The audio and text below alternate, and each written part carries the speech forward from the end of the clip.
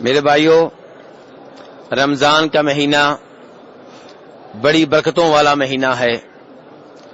یہ وہ عظیم مہینہ ہے جس کے دن تو بہت کم ہیں، لیکن اللہ تبارک و تعالی نے ان تھوڑے سے دنوں میں مسلمان کو بہت زیادہ ثواب کمانے کا موقع دیا ہے۔ کبھی روزہ رکھ کے، کبھی قرآن پاک کی تلاوت کر کے، کبھی رات کو تراویح اور تہجد ادا کر کے، اور کبھی اعتکاف بیٹھ کر، اور کبھی رمضان کے آخری عشرے کی تاک راتوں میں جاگ کر شب بیداری کا اہتمام کر کے۔ میرے بھائیوں، ان عبادات میں سے آج ہم اعتکاف کے موضوع کے اوپر گفتگو کریں گے، کیونکہ اعتکاف کے دن قریب ہیں۔ اس لیے چاہتا ہوں کہ اعتکاف کا حکم اور اعتکاف کے مسائل اور اعتکاف کے احکام آپ کے سامنے رکھوں۔ میرے بھائیوں، عربی میں اعتکاف کا مطلب ہوتا ہے جم کر بیٹھ جانا، یعنی کہ اللہ تبارک و تعالیٰ کی عبادت کے لیے مسجد میں جم کر بیٹھ جانا، اس کا نام اعتکاف ہے۔ اور اعتکاف نبی صلی اللہ علیہ وسلم کی سنت ہے، مستحب ہے، فضیلت والا عمل ہے۔ جناب ابو ہریرہ رضی اللہ عنہ فرماتے ہیں کہ نبی صلی اللہ علیہ وسلم ہر رمضان میں اعتکاف بیٹھا کرتے تھے، 10 دن اعتکاف بیٹھا کرتے تھے، اور جس سال آپ فوت ہوئے اس سال آپ نے 20 دن کا اعتکاف کیا۔ اور افضل اعتکاف رمضان کے مہینے کے آخری 10 دنوں کا ہے۔ چنانچہ ام المؤمنین عائشہ رضی اللہ عنہا ارشاد فرماتی ہیں کہ کان النبی صلی اللہ علیہ وسلم یعتکف العشر الاواخر من رمضان حتی توفاہ اللہ، کہ نبی صلی اللہ علیہ وسلم رمضان کے آخری عشرے میں، رمضان کے آخری 10 دنوں میں اعتکاف بیٹھا کرتے تھے، حتیٰ کہ اللہ تبارک و تعالیٰ نے آپ کو فوت کر لیا۔ یہاں پہ آپ کی فوتگی کا اعلان کون کر رہی ہیں؟ جناب عائشہ، ام المؤمنین عائشہ کہتی ہیں کہ ایک وقت ایسا آیا کہ آپ فوت ہو گئے، اور فوت ہونے کے بارے میں ذکر کون کر رہی ہیں؟ آپ کی بیگم، ہماری ماں، اور وہ خاتون جن کے بارے میں اللہ کے رسول صلی اللہ علیہ وسلم فرمایا کرتے تھے کہ مجھے سب سے زیادہ محبت جس سے ہے وہ عائشہ ہیں۔ تو وہ عائشہ بھی کیا کہہ رہی ہیں کہ آپ فوت ہو گئے۔ اس سے پتا چلا کہ نبی صلی اللہ علیہ وسلم فوت ہو چکے ہیں۔ تو میرے بھائی، ہمارا موضوع کیا ہے؟ اعتکاف۔ تو اعتکاف آپ کی سنت ہے، مستحب عمل ہے، فضیلت والا عمل ہے۔ جو اعتکاف بیٹھے گا اس کو ثواب ملے گا، لیکن اعتکاف بیٹھنا واجب اور لازمی اور ضروری نہیں ہے۔ لیکن اس وقت اعتکاف واجب ہو جائے گا جب کوئی آدمی یہ منت مان لے، نظر مان لے کہ میں اللہ کے لیے اعتکاف بیٹھوں گا۔ امام بخاری رحمہ اللہ روایت کرتے ہیں ہمارے دوسرے خلیفہ جناب عمر فاروق رضی اللہ عنہ سے، وہ کہتے ہیں کہ میں نے کہا یا رسول اللہ، انی نذرت فی الجاہلیہ ان اعتکف لیلۃ فی المسجد الحرام، قال فاوف بنذرک۔ عمر فاروق کیا کہہ رہے ہیں؟ ان کے الفاظ کے اوپر غور کیجئے گا۔ کہہ رہے ہیں اللہ کے رسول صلی اللہ علیہ وسلم، میں نے جاہلیت کے زمانے میں، کفر کے زمانے میں، شرک کے زمانے میں یہ منت ماننی تھی، یہ نظر ماننی تھی کہ مسجد حرام میں ایک رات اعتکاف بیٹھوں گا۔ آپ نے فرمایا اپنی نظر کو پورا کرو۔ چنانچہ جناب عمر فاروق نے ایک رات کا مسجد حرام میں اعتکاف کیا۔ کیا اعتکاف کے لیے روزہ شرط ہے؟ یعنی کہ اگر کوئی روزہ نہ رکھے تو اعتکاف بیٹھ سکتا ہے، یا روزے کے بغیر اعتکاف نہیں ہوگا؟ میرے بھائی، اس معاملے میں علماء کرام کے مابین اختلاف ہے۔ کچھ کہتے ہیں کہ اعتکاف کا تصور روزے کے بغیر ممکن نہیں ہے، وہی اعتکاف قابل قبول اور معتبر مانا جائے گا جس میں اعتکاف بیٹھنے والا روزے کی حالت میں ہوگا۔ اور دوسرے علماء کرام کہتے ہیں نہیں بھئی، اعتکاف مستقل عبادت ہے، روزے مستقل عبادت ہیں، دونوں کا آپس میں کوئی تعلق اور واسطہ نہیں ہے۔ وہ علماء کرام جو کہتے ہیں اعتکاف کے لیے روزہ ضروری نہیں ہے، ان کی پہلی دلیل وہ حدیث ہے جو پہلے میں بیان کر چکا ہوں کہ جناب عمر فاروق رضی اللہ عنہ نے رسول اکرم صلی اللہ علیہ وسلم سے کیا کہا تھا کہ میں نے زمانے جاہلیت میں نظر مانی تھی کہ مسجد حرام میں ایک رات اعتکاف بیٹھوں گا، تو آپ نے کہا اپنی نظر کو پورا کرو۔ میرے بھائی وہ ایک رات کے لیے اعتکاف بیٹھے، کیا رات کو روزہ رکھنا ممکن ہے؟ اس کا مطلب یہ ہے کہ روزے کے بغیر بھی اعتکاف کا تصور موجود ہے۔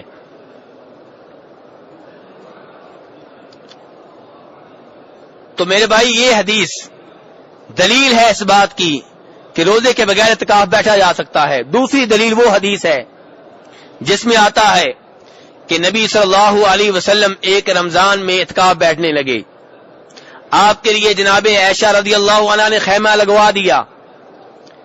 جب اللہ کے رسول کا خیمہ لگا، جناب عائشہ نے اللہ کے رسول سے اجازت مانگی کہ میں بھی آپ کے ساتھ اعتکاف بیٹھنا چاہتی ہوں، آپ نے اجازت دے دی، جناب عائشہ کا بھی خیمہ لگ گیا۔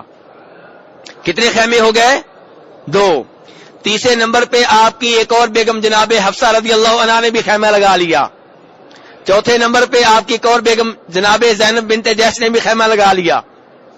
نبی صلی اللہ علیہ وسلم جب صبح کی نماز پڑھ کے اعتکاف بیٹھنے کے لیے خیمہ میں داخل ہونے لگے، دیکھا کئی خیمے لگے ہوئے ہیں۔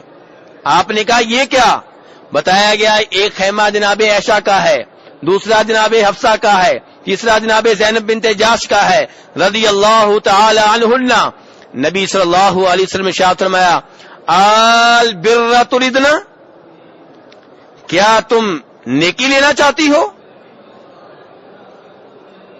یعنی کہ نبی صلی اللہ علیہ وسلم اس اندیشے میں مبتلا ہو گئے کہ ان کا پروگرام اتنا عبادت کا نہیں ہے جتنا چکر ہے کس چیز کا؟ غیرت کا، جتنا چکر ہے اللہ کے رسول صلی اللہ علیہ وسلم کے قریب ہونے کا۔ یعنی کہ ہر بیوی چاہتی ہے میں خاوند کے ساتھ اعتکاف بیٹھوں، ہر بیوی چاہتی ہے مجھے اللہ کے رسول کا قرب مل جائے۔ یعنی کہ اعتکاف کا ثواب کا جذبہ کم ہے، یہ جذبہ زیادہ ہے۔ یہ اندیشہ ہوا جناب رسول اکرم صلی اللہ علیہ وسلم کو، چنانچہ آپ نے کہا ما انا بمعتکف، میں اعتکاف نہیں بیٹھوں گا، اور آپ کا خیمہ جو ہے وہ وہاں سے ختم کر دیا گیا۔ پھر آپ کی بیگمات نے بھی اپنے خیمے ختم کر لیے، اور مسلم شریف کی حدیث ہے کہ آپ نے اس کے بدلے میں شوال کے پہلے 10 دنوں کا اعتکاف کیا۔ شوال کے پہلے 10 دنوں کا اعتکاف کیا۔ شوال کے پہلے 10 دنوں میں سے پہلا دن کون سا ہوتا ہے؟ عید کا۔ عید کے دن روزہ رکھنا جائز ہے؟ اس کا مطلب یہ ہے کہ نبی صلی اللہ علیہ وسلم نے جب یہ اعتکاف کیا تو اعتکاف کے پہلے دن آپ نے روزہ نہیں رکھا۔ تو یہ بھی دلیل ہے اس بات کی کہ روزوں کے بغیر بھی اعتکاف ہو سکتا ہے۔ اب کہنا یہ چاہتا ہوں اس گفتگو کا مقصد کیا ہے؟ اس گفتگو سے آپ کو ملے گا کیا؟ ملے گا یہ کہ ایک آدمی شوگر کا مریض ہے، وہ روزے نہیں رکھ رہا، کیا وہ اعتکاف بیٹھ سکتا ہے؟ جی ہاں بیٹھ سکتا ہے۔ ایک آدمی، ایک بچہ ہے نابالغ ہے، وہ روزے نہیں رکھ سکتا، کیا اعتکاف بیٹھ سکتا ہے؟ جی ہاں بیٹھ سکتا ہے۔ تو یہ مطلب ہے میرے بھائی کہ روزوں کے بغیر بھی اعتکاف ہو سکتا ہے، اگرچہ مکمل اعتکاف وہی ہوگا، زیادہ ثواب تب ملے گا جب آپ روزے رکھ کے اعتکاف بیٹھیں گے۔ میرے بھائی اعتکاف کی حالت میں آپ کس وقت اعتکاف گاہ میں داخل ہوں گے، کب اعتکاف سے باہر نکلیں گے؟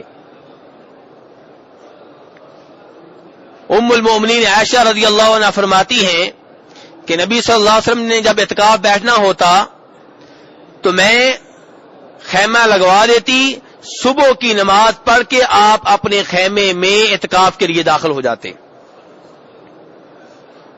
صبح کی نماز کے بعد یہ کون سا دن ہوتا؟ 21واں روزہ۔ یہ کون سا دن ہوتا میرے بھائیو؟ 21ویں روزے کو آپ فجر کی نماز پڑھ کے اپنی اعتکاف گاہ میں، اعتکاف کے خیمہ میں داخل ہو جاتے۔ دوسرے علماء کرام کہنے لگے کہ اگر ہم اس حدیث کے اوپر چلیں گے تو پھر 10 دن پورے نہیں ہوں گے، کیونکہ اسلامی لحاظ سے رمضان کا جو دن ہے رات سمیت اس کی ابتدا مغرب سے ہوتی ہے، فجر سے نہیں ہوتی، تو پھر آدھا دن تو رہ گیا، آدھی رات جو ہے وہ اعتکاف میں آپ داخل نہیں ہوئے، تو یہ 9.5 دن کا اعتکاف ہوا، 10 کا اعتکاف نہ ہوا، جبکہ نبی صلی اللہ علیہ وسلم رمضان کے 10 دنوں کا اعتکاف بیٹھا کرتے تھے۔ تو دوسرے علماء کرام کہنے لگے اگر ایسا ہے تو ایسا کرے اعتکاف کرنے والا، وہ مغرب کی نماز مسجد میں آ کر پڑھے، رات کو مسجد میں رہے، اور صبح کی نماز کے بعد وہ اپنے اعتکاف گاہ میں داخل ہو جائے، تاکہ 10 دن بھی پورے ہو جائیں اور آپ کی سنت کے اوپر بھی عمل ہو جائے کہ فجر کی نماز کے بعد آپ اعتکاف گاہ میں داخل ہوا کرتے تھے۔ اور نکلیں گے کب؟ جب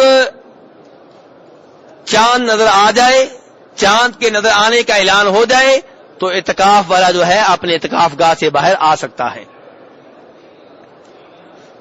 میرے بھائی، اعتکاف کس طرح باطل ہو جاتا ہے، کس طرح ختم ہو جاتا ہے؟ کون سے ایسے اعمال ہیں جن کا ارتکاب اگر اعتکاف والے سے ہو جائے تو اس کا اعتکاف ختم ہو جائے گا؟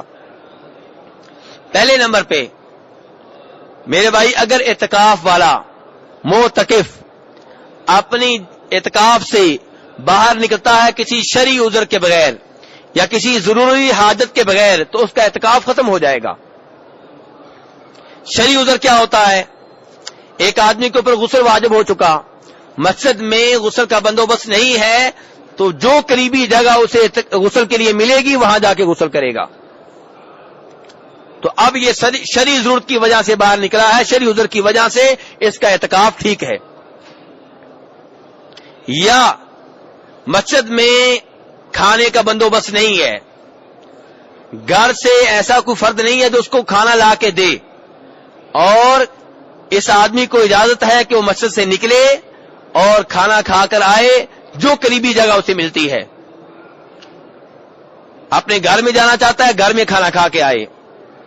ایسے ہی قضائے حاجت کے لیے جانا چاہتا ہے، مسجد میں باتھ روم نہیں ہے، تو قضائے حاجت کے لیے جو جگہ اسے میسر ہے، جتنی قریب ہے وہاں پہ چلا جائے۔ اگر قریب والے گھروں میں سے کوئی بھی اس کو کسی سے امید نہیں ہے کہ اس کو وہ جگہ دے گا قضائے حاجت کے لیے، تو پھر اپنے گھر جانا چاہے، گھر میں جا سکتا ہے۔ بہرحال یہ تب ہے جب شرعی عذر ہو، قضائے حاجت، کھانا کھانا، پانی پینا، اور غسل واجب ہو چکا ہے، وضو واجب ہو چکا ہے، اور ان چیزوں کا مسجد میں بندوبست نہیں ہے تو مسجد سے باہر جا سکتا ہے۔ ایسی کوئی اور ضرورت ہے، کوئی اور ایسی بنیادی ضرورت ہے جس کے بغیر کوئی چارہ کار نہیں ہے تو وہ مسجد سے باہر جا سکتا ہے، ورنہ اس کو مسجد سے باہر جانے کی اجازت نہیں ہے۔ بخاری شریف کی حدیث ہے، ام المؤمنین عائشہ رضی اللہ عنہا فرماتی ہیں کہ نبی صلی اللہ علیہ وسلم اعتکاف کی حالت میں گھر میں اسی وقت داخل ہوتے جب کوئی ضرورت ہوتی، کوئی حاجت ہوتی، ایسی حاجت جس کے بغیر کوئی راستہ نہیں تھا، کوئی اور چارہ کار نہیں تھا، تب آپ گھر میں آیا کرتے تھے، ورنہ اعتکاف کی حالت میں آپ گھر میں نہیں آیا کرتے تھے۔ تو آپ کے ان الفاظ سے 2 چیزیں معلوم ہوئی۔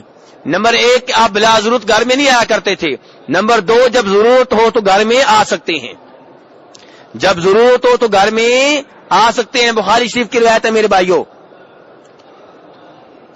دوسری وہ چیز جس کی وجہ سے اعتکاف ختم ہو جائے گا وہ بیگم سے جماع ہے، بیگم سے ہمبستری ہے۔ آپ وہ آیت سن چکے ہیں جس میں اللہ تبارک تعالیٰ فرماتے ہیں کہ جب تم مشتوں میں اعتکاف بیٹھے ہوئے ہو تو تمہیں اپنی بیگمات سے ہمبستری کی اجازت نہیں ہے، مباشرت کی اجازت نہیں ہے۔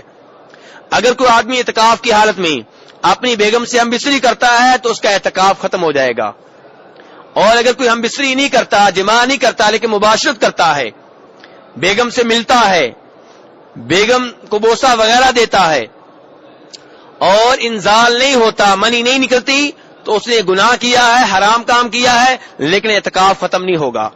اور اگر منی نکل آتی ہے تو پھر اس کا اعتکاف ختم ہو چکا ہے، اب وہ اعتکاف سے باہر آ جائے، اب اس کا اعتکاف یہ ختم ہو گیا۔ تو 2 چیزیں ہیں جن سے اعتکاف ختم ہوتا ہے۔ نمبر 1 جماع، ہمبستری، اور اسی کا حصہ یہ ہے کہ جماع تو نہیں کیا لیکن مباشرت کی ہے، اور اس حد تک معاملہ پہنچ گیا ہے کہ منی نکل آئی ہے، تو اس کا اعتکاف ختم ہو گیا ہے۔ اور دوسرا یہ کہ کسی شرعی عذر یا کسی بنیادی ضرورت کے بغیر، کسی بنیادی مجبوری کے بغیر وہ اعتکاف گاہ سے باہر آتا ہے تو تب بھی اس کا اعتکاف ختم ہو چکا ہے۔